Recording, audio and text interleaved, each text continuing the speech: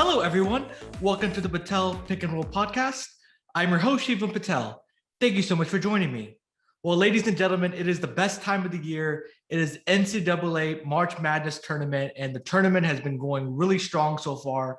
We've had some crazy, buzzer beaters, crazy games, a lot of upsets so far, and we are here in the Sweet 16. There are 16 teams left dancing. And thank you, everybody, for joining and listening to this podcast, because I will break down the remaining 16 teams that are still left in the tournament and the matchups, and I'll give you my predictions throughout this podcast. So let's start, first of all, with the first game.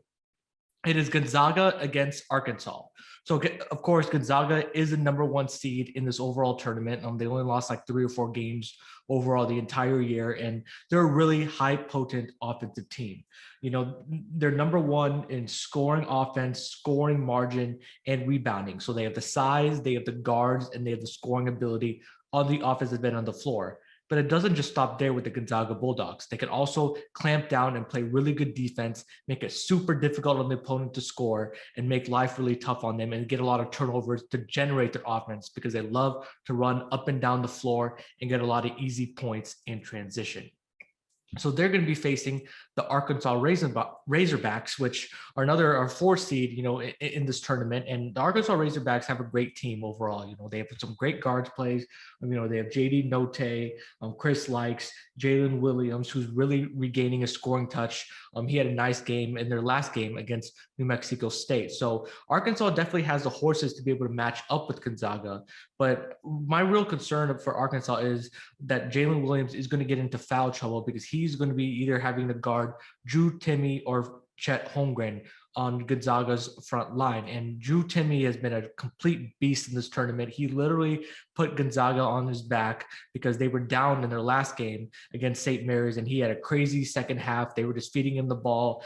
He was making turnaround jumpers, getting to the basket, getting to the free throw line. They had basically no answer, where they basically were at Gonzaga's mercy, and they had to double Drew Timme, which opened up the rest of the floor for the rest of the Gonzaga team. So Drew Timme is going to be the key, and Gonzaga's front line, because the Gonzaga's front line can really dominate the offensive glass, dominate the boards, get second chance opportunities, and make life difficult and draw a lot of fouls on Arkansas's front line. Then that really hurts Arkansas, because outside of Jalen Williams, they have a couple of other bigs, but there's a precipitous drop-off once Jalen Williams goes to the bench. So that's going to be the key, is Jalen Williams needs to stay out of foul trouble if they want a chance to be able to win this game.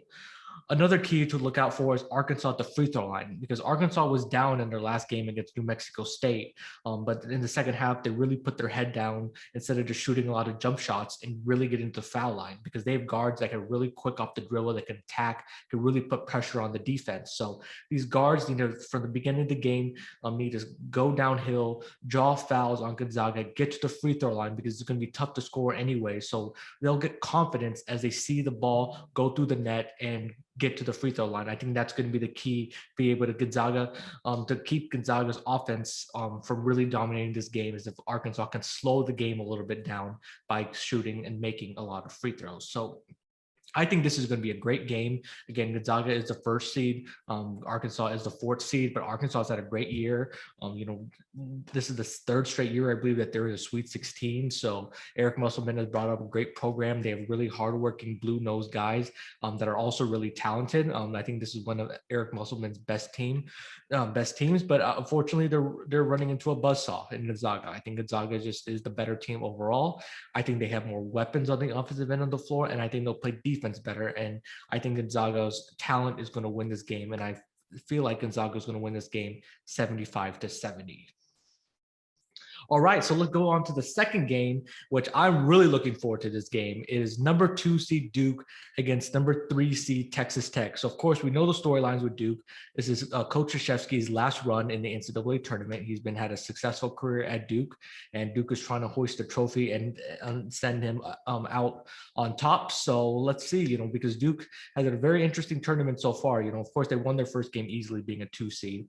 But then their second game, they ran into Michigan State, and Michigan State did give them some problems, but Duke has been really shooting the ball well from 2-point land and 3-point land this entire tournament. And they're going to have to continue to shoot well against the Texas Tech Red Raiders because the Texas Tech Red Raiders can really play defense. And their coach Adams really, brought that defensive mindset that Beard really adopted. And I think that Texas Tech is really gritty. They're tough. They're not afraid to get dirty. They'll put a lot of pressure on you. They'll create havoc. They'll get into passing lanes. They'll get deflections. They'll make you turn the ball over.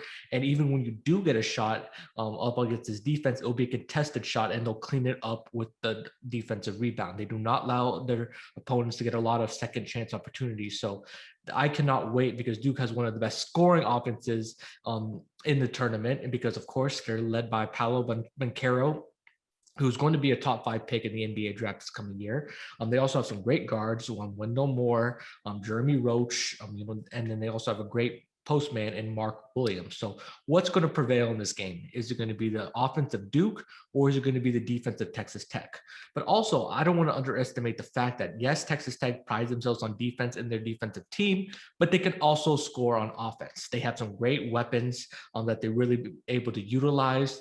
McCullough, is a great player. They have some great posts, and O'Banner and Santos Silva. Terrence Shannon, who's been injured most of the year, can really put pressure on the defense because he could score at all 3 levels, from 3, from mid-range going to the basket. He's super long and athletic. He'll also put you on a poster given the opportunity. So this Texas Tech team can score, but their defense leads to their offense because, like I said, they get a lot of turnovers and they make this, they muck the game up. They'll be able to get a lot of easy transition points, and they're going to try to make this a half-court game because Duke likes to get up and down, use their athletes, and score. So Texas Tech is going to make this a half-court game, and they need to because they cannot get into an offensive shooting match with Duke because they're going to lose because they just don't have the scores that Duke does. So I think with this, I think Duke's offense is going to be enough.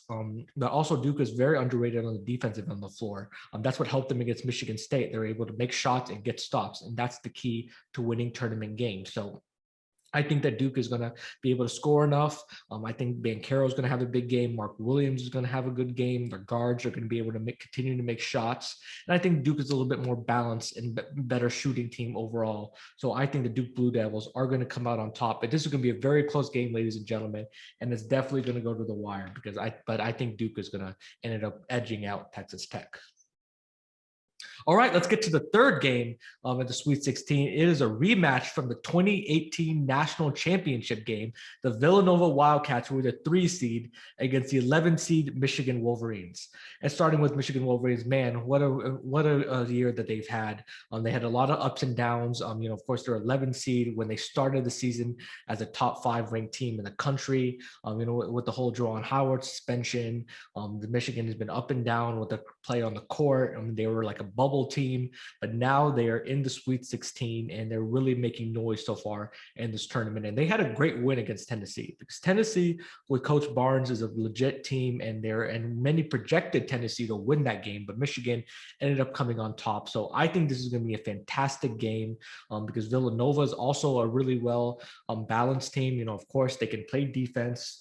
They're really good at defense, I should say, but also they can score. With Colin Gillespie, they have Samuels, they have Moore, they have some great inside players, but Villanova is a very guard-heavy team, and I think their guards are going to be the difference in this game because they can really not only go downhill and create their own shots, but they can also facilitate. And I think they're going to be balancing both, but knowing the balance when to facilitate and then when to find their own shot. So I think that's going to be the key, to this game. But on the Michigan side, their offense, which has struggled this year, but has been really playing really well. They've had some nice flow to their offense. Their ball movements been excellent. They're playing confident. They play a little bit more of an old school game because they have their post Hunter Dickinson, who they completely just feed the ball to almost every other possession, or they run their offense through him at the top of the key. And he has a great dribbling ability where he can either get to a spot near the basket. He can shoot a little bit from the mid-range, and he can facilitate. So Hunter Dickinson has a great game. I think that really makes it tough for the defense to stop. And also Michigan has great guards, and they love to play pick and roll and pick and pop with Dickinson. So their point guard, Eli Ricks, They either they do a lot of high pick and roll with Hunter Dickinson, where he either rolls to the basket and if the defense collapses, then he'll kick it out to the shooter, or they'll do a pick and pop where if two guys go to Ricks, then they'll just pop it out to Dickinson, who can shoot the three, or if two guys go to Dickinson, then Ricks can attack the basket and either look to score or look to facilitate. So Michigan State's pick and roll offense is really hard to stop, and I think that's going to be the key to this game, how well Gonzaga can stop that, because if Michigan is able to pick apart Gonzaga in the pick and roll game, that's going to be really tough and put a lot of pressure on this Gonzaga defense. Also, or on this Villanova defense, excuse me. But also, Villanova, I think, is a good enough defensive team, and they have enough shot blockers where they can make it tough on Dickinson, and they can make it tough on these guards trying to drive to the basket. And so I think, Villanova will be able to clean up the glass, will be able to get enough defensive stops, and then offensively score enough and control the pace of this game, where they should be able to win this game, because they have a little bit more athletes than Michigan does. So I think that Villanova is overall the better team, but this should be a great matchup, and I'm looking forward to it. So I got Villanova beating Michigan in this game. All right, our fourth matchup, Houston against Arizona. So Arizona is another number 1 seeded team, and they're going to be playing against a 5 seeded team, the Houston Cougars. So Arizona had a big scare against TCU, actually almost lost that game, to be honest with you, but their lottery pick, Brandon Mathurin, had a big shot to be able to tie the game, and Arizona ended up prevailing in overtime. So I think this is going to be another fantastic game. Houston Cougars are another hard-nosed, tough-minded team that pride themselves on defense, and Arizona is a little bit more of an offensive team. So this is going to be another one to see which is going to prevail, which one's going to stand out, and which team is going to go to their strength and be able to overpower the other team. But I think that Arizona just has the athletes with, like I said, Mathurin, they have Tubelis, they have Carissa, they have Koloko in the inside. I think, Arizona's length is going to be too much for the Houston Cougars, because Arizona also likes to play inside-outside basketball. They'll give it to the big guys, and the big guys will either look to score, facilitate, or they'll get offensive rebounds if their guards miss, and they'll completely be able to eat up the glass. But Arizona has some great guards too, so I think their guards, Arizona guards, can score and facilitate, which makes them super dangerous, and they have size, so they're able to use their size to effectively get to the basket. So I think Arizona is going to be really tough to stop on the offensive end of the floor. And like I said earlier, they have too many weapons. But a real Achilles heel for Arizona has been in this tournament, turning the ball over. They were sloppy in their first game. They were almost cost them against TCU. So Arizona has not looked like the impressive number 1 seed that we thought they were. Like, going into this tournament, we thought the 2 best teams, like, by far, well, I shouldn't say by far, but like had some distance on the other teams, were Gonzaga and Arizona. And Gonzaga has looked like a number 1 seed so far and dominant, but Arizona has not. And I'm surprised by that, because Pac-12 was a great year this year. UCLA was good, USC was good. They had some great teams. So Arizona was battle tested coming into this tournament, but I still don't think they've completely flip that switch and went into the complete tournament mode that they need to go into. And they better wake up soon, because the competition's only going to get tougher, because if they get past Houston in this game, they're going to have to go play against Villanova in order to get to the Final Four. So I think this is going to be a game that Arizona is going to wake up. Arizona is going to finally play to their talent. They're not going to play sloppy. They're not going to play they're not going to play lackadaisical. They're not going to turn the ball over. I think they're going to make more shots than they're going to have been making. They're going to make more free throws. So I think this is a game that you're going to really see Arizona click on all cylinders. And even though Houston's a great defensive team, they can be had on the offensive end of the floor. And I think Arizona is going to control this game enough where it's going to completely eliminate the Houston defense. And I think Arizona is going to prevail in this game and win this game and advance to the Elite Eight. All right, so those were the games on Thursday. So now let's move to the Sweet 16 games that are going to be played on Friday. And the first game is going to be Purdue and St. Peters. So let's talk about the Cinderella team, St. Peters. So they're the 15th seed. They're the only third 15 seed in NCAA tournament history to ever advance to the Sweet 16. The last team to do it was a 2013 Florida Gulf Coast team, which advanced to the Sweet 16, but ended up losing. St. Peters out of New Jersey has made history. They beat Kentucky, which a lot of people had Kentucky going to the Final Four. That was surprising. And then they also beat a very solid Murray State team. So St. Peters is riding high. They're feeling good about themselves, but they're going to be playing against a third seed Purdue, who the last game they did beat my Texas Longhorns. At Purdue, I got to admit, they look really good. They have the inside play with Edey and Williams, but they also have the guards, which makes it scary. With Jaden Ivey, who's going to be a lottery pick in this upcoming draft. So they have great guards and they have great inside play, and they're just a very balanced scoring attack. Because UT, my team has great defense, but they were just completely shredding this defense apart and getting practically wherever they wanted to. And what really impressed me in that last game against Texas with Purdue was that they were able to get to the free throw line, because their offense stalled a couple of times throughout the game, but they were able to get free, easy points with the clock stopped by getting to the free throw line, by completely just using their size and just outclassing the Texas Longhorns.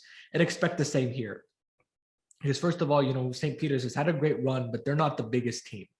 I believe like their tallest player is only like 6'9". And then let's get it straight. Purdue has a 7'3" team. They have a couple of other 7-footers on their team. I think Purdue's just going to pound St. Peters, get them into foul trouble, eat up the offensive glass and defensive glass, get completely whatever they want to. And they're just going to because St. Peters is not a great defensive team. They're a more offensively focused team. So I think Purdue's going to have a field day on the offensive end of the floor and make it really tough on the St. Peters team. But let's not underestimate, the St. Peters team, because come on, it's no small feat to be able to beat Kentucky and beat, Murray State. So they definitely have heart.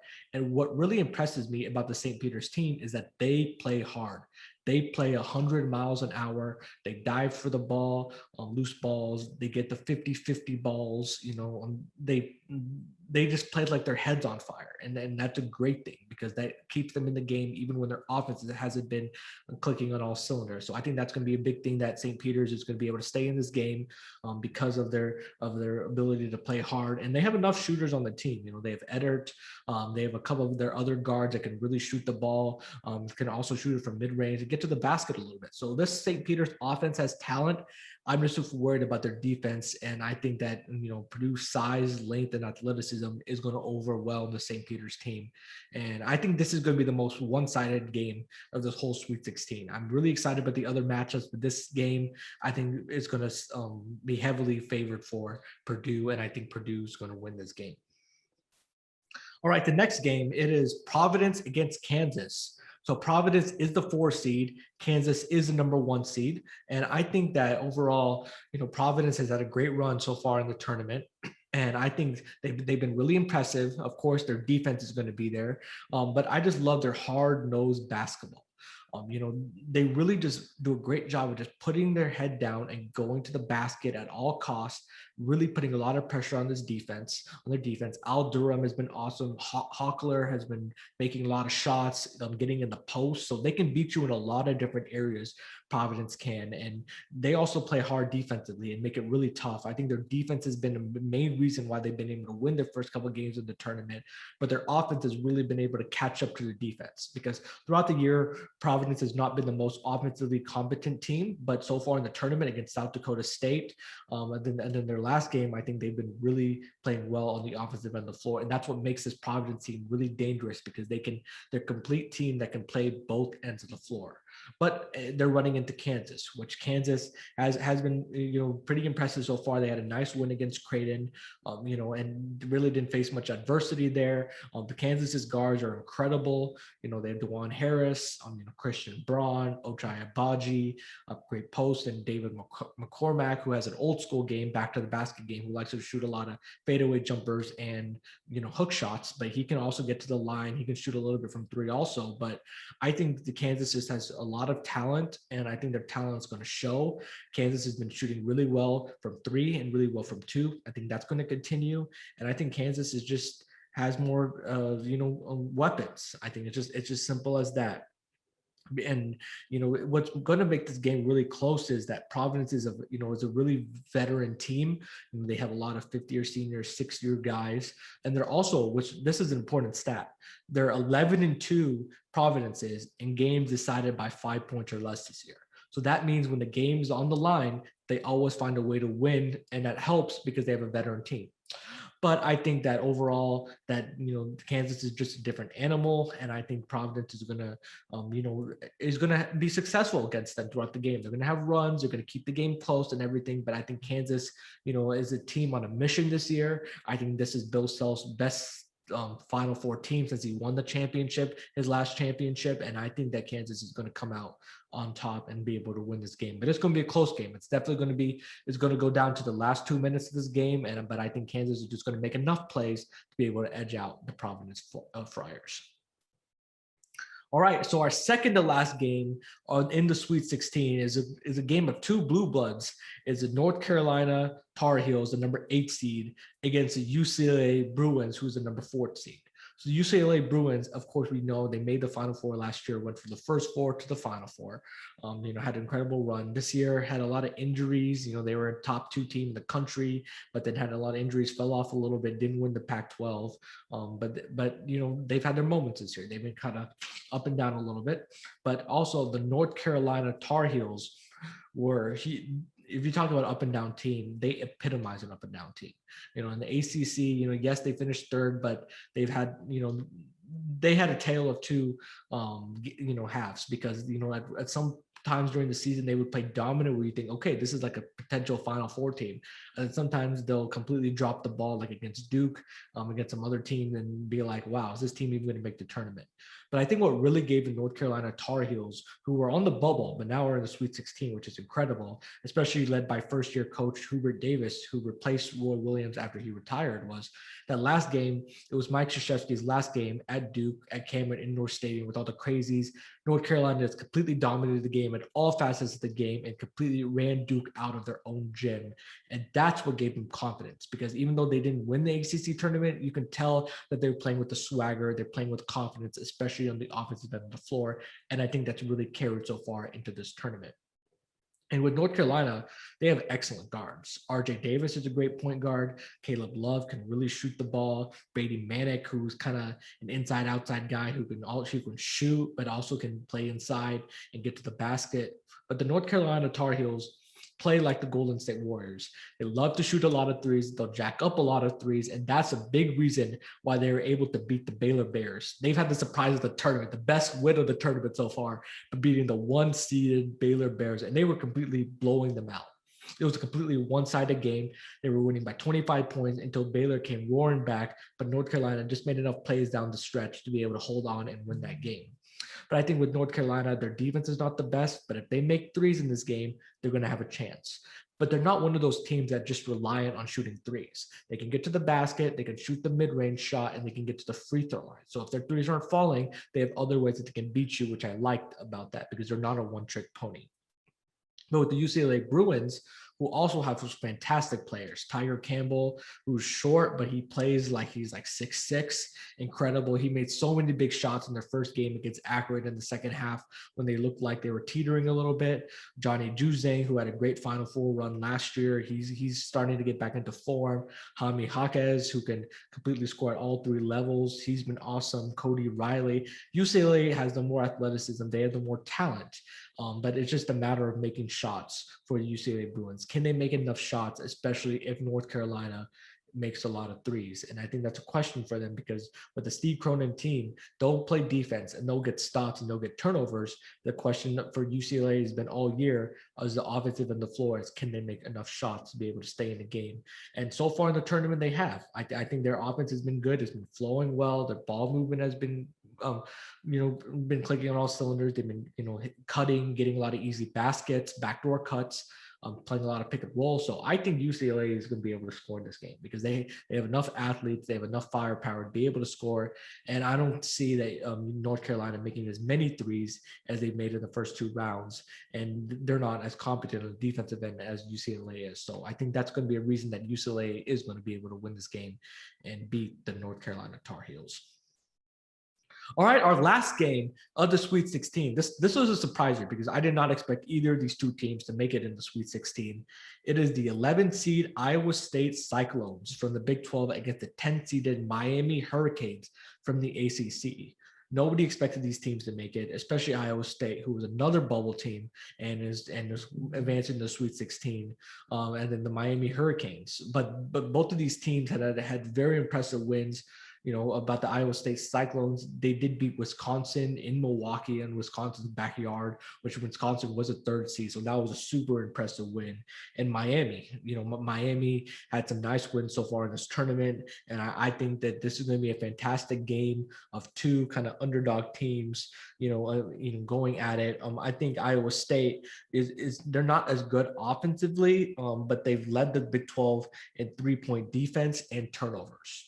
And Miami loves to shoot threes and it's an offensive team. So I think Iowa State's defense is going to really stifle the Miami Hurricanes and make it really tough to be able to, stop them, because Miami has some great players on the offensive end of the floor. They have Charlie Moore, they have Wong, they have Wardenberg. So they have some competent, really good offensive players. But I think Iowa State's is going to play enough defense, and then their offense is going to be fueled by their defense, or they're going to get a lot of easy transition points. They always, so far in this tournament and this year, they always do enough offensively to stay in the game, whether it's, attacking the basket, getting cuts, getting offensive rebounds, because Iowa State has some great players. They have Tyrese Hunter, they have Kunch, they have Kalshire. So I think they have enough players that can make enough shots, but they're a defensive first team. And I think Iowa's defense is going to be the reason why they're going to win this game. Even though Miami does have more offensive options, I don't think they've seen a defensive team like the Iowa State Cyclones. And I think Iowa State plays really hard on both ends of the floor. And I think they're just going to outwork Miami and come out on top and win this game. So those are the Sweet 16 matchups. I cannot wait. It's going to be super exciting. It all starts, again, I'm recording this podcast on Wednesday, and the games are going to start Thursday and Friday. And then the Elite Eight is going to be also this weekend on Saturday and Sunday. So some great basketball. The tournament's really heating up, ladies and gentlemen. Who's going to come out on top, who's going to be able to advance to the Final Four. I cannot wait to see what happens this weekend. I hope everybody enjoyed this episode and enjoyed my breakdown. And my breakdown, my predictions of who's going to come out on top in the Sweet 16. So again, everyone, thanks so much for listening to the Patel Pick and Rolls podcast.